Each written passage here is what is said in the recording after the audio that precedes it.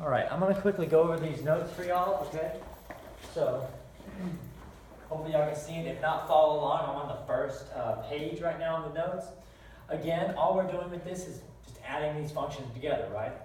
So we just combine like terms over there. You see I added, there's no x squared, so I just dropped that down.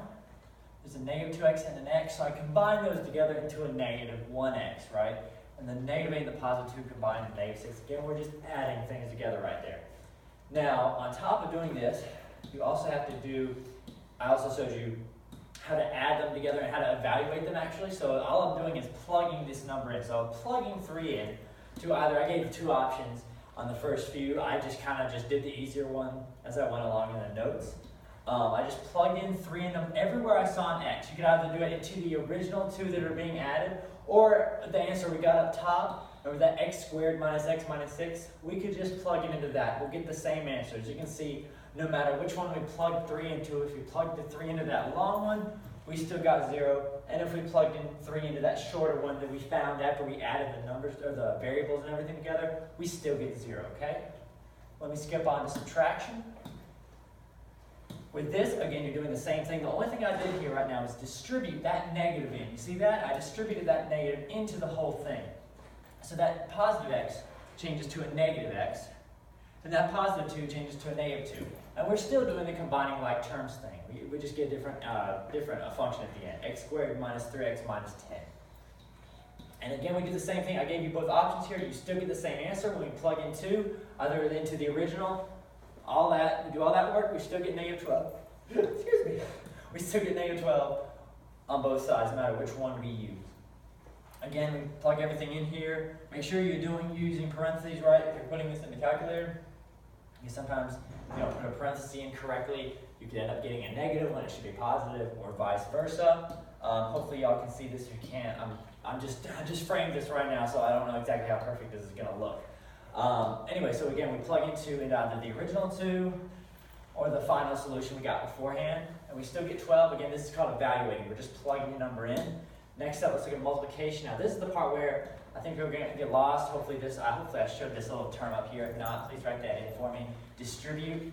I want you guys to distribute that all together. As you can see right here, all that is right here is I'm just essentially double distributing. It's actually kind of triple. So I'm distributing the x squared to the x squared to the 2. That's how I get these first 2 terms in purple right here. That's how I get these first 2 terms in purple is distributing, okay? That first term, distributing that x squared out. Now how I get these red terms was I distributed that 2x, okay? I distributed this this negative 2x, excuse me, to the x, and also this negative 2x to the 2. Last but certainly not least, I distribute that negative 8, this is the green part. I distribute the negative 8 to the x, because again, they're being multiplied together. When we see multiplication in parentheses, we're thinking about that d word, that distributed, right? So we do negative 8 times x, negative 8 times a positive 2. That's how we get all these numbers and all these colors. Now notice I canceled these 2 out, right? Because again, plus a positive 2 minus 2 just cancels out being 0. I don't have to write anything. So that plus 2x and the minus 2x just cancel each other out. Because again, they just cancel each other out. 2 minus 2 is just 0. We don't have to write anything there. And I combine like terms again. I get that lovely equation right there. I plug in 2, and again, I chose the easy way out there, as you can see. I plugged in 2 after I found everything. Again, you can do either way. You can either plug it into the original. Sometimes, listen up, sometimes what they may give you is they may just give you this, f of 2 times g of 2, and then they may give you the 2 equations, and then they say, find it. So you can have a choice there. You could either plug everything in and get a final solution like I did here, and then plug in my 2, or you could stop a step early, okay? So that's how I plug in 2. Again, just make sure you get your signs right. Last but not least here, next to last is division, okay? All we have to do is slap one on top of the other. That's it. We don't got to worry about canceling out. We don't have to worry about any of that stuff. We don't have to worry about factoring or anything. All we're doing is writing one on top of the other. That's it. We plug in negative 1 into the equation, into everywhere we see an x, and we go from there. We solve. I got negative 5 out the end of all that. Remember, negative 1 squared, it's always a positive 1. Anything squared is always a positive number. And 2 negatives right there, that negative 2 times that negative 1, make a positive 2. Let me just check to make sure I'm still recording.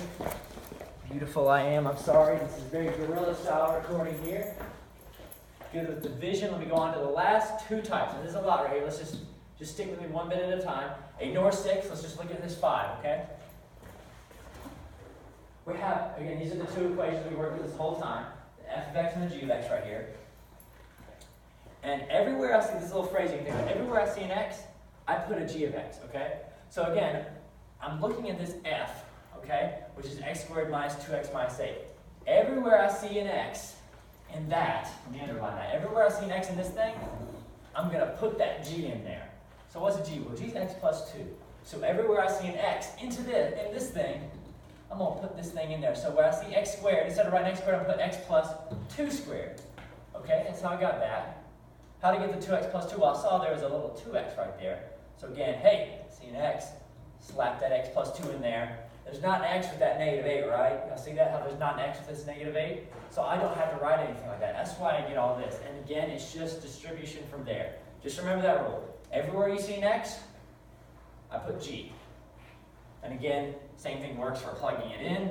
You just get your answer down back here, and you can plug it in over here. Or again, you can plug it in the old-fashioned way. You can plug it in to up this place right here, which sometimes is actually easier, believe it or not, if you don't want to go through the whole process. The other one is g of f. That's how you read it as well. You read it like f of g, g of f. G of f is the flip-flop around. So instead of saying everywhere you see an x, you put a g. Now, when I have g of f of x, everywhere I see an x, I put f, okay? So remember, our original for g was just x plus 2, right? Well, how many x's are in x plus 2? Just that one x, right? Let me reiterate that. X plus 2. There's only one x in there, right? So that's my only x I'm going to worry about. So I need to take that entire f, remember, because everywhere I see x, I put f. I need to take that f and slap it into the x. That's kind of what I did there. That was x beforehand, right? That's like that was x beforehand. Now, I changed that. I had to shove that entire f, which was the x squared plus 2x minus 8, into that. And then I do the same thing I did before. I do combine like terms. And then I plug in the number they're asking for. In this case, they're asking for the number 1. I'm going to give you guys an example. Real quick, those of y'all that are watching the video. I'm going to give you a quick example. Let's do f plus g of 2, okay? F plus g of 2, and then if f of x is, I don't know, let's just keep it easy. F of x is x, and g of x is 2x. Why not? Keep it easy. Now, one way you can do this is an easy example, so don't be like, well, come on, what's the big deal? You know, the idea is you're going to see 2 ways to do this, all right? So I'll probably condense it to one way because it's a bit easier this way. Down the way here because I forget if y'all are watching me from over there. So f plus g of 2. Now, one of 2 ways I can do this. I can look at it like this. So I can just, first of all, start off with f plus g of x. And then I find that, and then I plug in 2. Or, what is f plus g of x in general? It's just adding the 2 together, right? Generally, f plus g, anytime I see that, I can just add those 2 things together. So if I do x plus 2x, okay, everyone with me? That's f plus g. I can read this almost like f plus g of 2. So I have my f plus g, because that's my f, right? That's my f. That's my g. And I can just plug in 2 straight away without having to do any combining like terms, any of that junk. I can go ahead from here, from the blue to the red. I'm going to plug in a 2. Everywhere I see an x. Now this comes in handy, especially when you have a ginormous problem and you don't have to simplify it out. If they just ask me for this, you don't need to go, oh, okay, I'll find f of f plus g of x and then plug in a 2. You can just plug in a 2 right away. That's where that option, I think option 1 kind of comes into play, when option 1 comes handy. So if I plugged in f plus g of 2 for this, I would just get, I'm going to put like a little arrow sign because technically it's not equal to. I'm just going to put an arrow sign. So again, I get x plus 2x because it's kind of like an f plus g. And then I plug in 2 everywhere I see an x. So it's like 2 plus, 2 times 2 is 4. 2 plus 4 is 6. Without having to rewrite anything extra, that's kind of a quick way to do it. Just look at it, okay, f plus g, okay. F plus g, and then plug in 2 for the x's without having to do any combining like terms or anything like that. The only time you do have to do combining like terms is, let's say they had f plus g of x, right? then you'd have to just, generally speaking, figure out what that is, okay? Hopefully that helped. We're going to do some work on it tomorrow. I'll see you next time. Mr. Foreman out. Hope you enjoy.